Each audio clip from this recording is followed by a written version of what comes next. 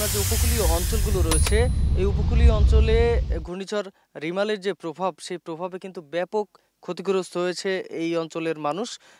Plus এখানে কিন্তু শুধু যে মানুষ ক্ষতিগ্রস্ত হয়েছে তা কিন্তু না, এই অঞ্চলের যে কৃষি ক্ষেত বা মাছের ঘের রয়েছে, সব জায়গাতেই কিন্তু এর প্রভাব পড়েছে।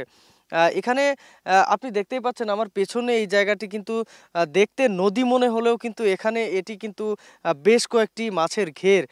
এবং এই ঘেরটা কিন্তু ঠিক এই যে জায়গাটিতে আমি দাঁড়িয়ে আছি, ভটিয়াকাটার সুরখালি এলাকা, এর ঠিক পাশেই আহ, রয়েছে একটি বেড়িবাঁধ, এবং এই বেড়িবাঁধ ভেঙে কিন্তু এই অঞ্চলে পানি প্রবেশ করেছে।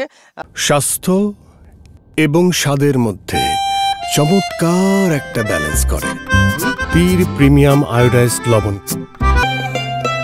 যার ফলে কিন্তু এই অঞ্চলের যে মাছের ঘেরগুলো ছিল, বসত ভিটা যেগুলো ছিল, সেগুলো কিন্তু সবই পানিতে তলিয়ে গিয়েছে।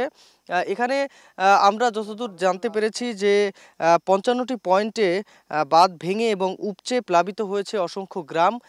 এই খুলনার ৩টি উপজেলা, যে কয়রা, পাইকগাছা, দাকোপ এবং বটিয়াঘাটার যে উপজেলার বেশ কয়েকটি এলাকায় কিন্তু বাঁধের যে ভাঙার খবর আমরা পেয়েছি।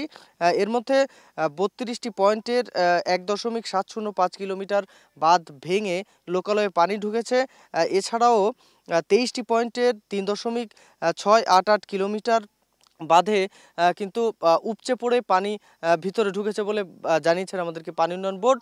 তবে এখানের যে বাঁধগুলো ভেঙেছে, সেই বাঁধগুলো সংস্কারের কাজ এখনো পর্যন্ত শুরু হয়নি। তবে স্থানীয়রা কিছু কিছু জায়গাতে কিন্তু নিজস্ব তত্ত্বাবধানে কিন্তু তারা কাজ শুরু করেছেন এবং চেষ্টা করছেন যে বাঁধগুলো যাতে আরেকটু বেঁধে যেন নিজেরা এই বাঁধের পানি আসা বন্ধ করতে পারে।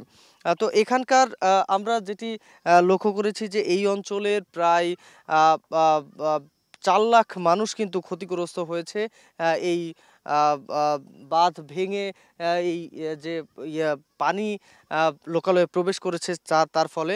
আমরা গতকালকেও দেখেছি যে যেখানে বাঁধ ভেঙেছে এই অঞ্চলের পাইকগাছা উপজেলার একটি বাঁধ যেখানে ভেঙেছিল, সেখানে আমরা গিয়েছিলাম।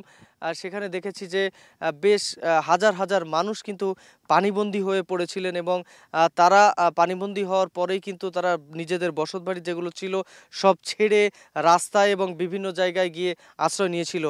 তো এই ছিল আমার কাছে সবশেষ খবর খুলনার উপকূলীয় অঞ্চল থেকে।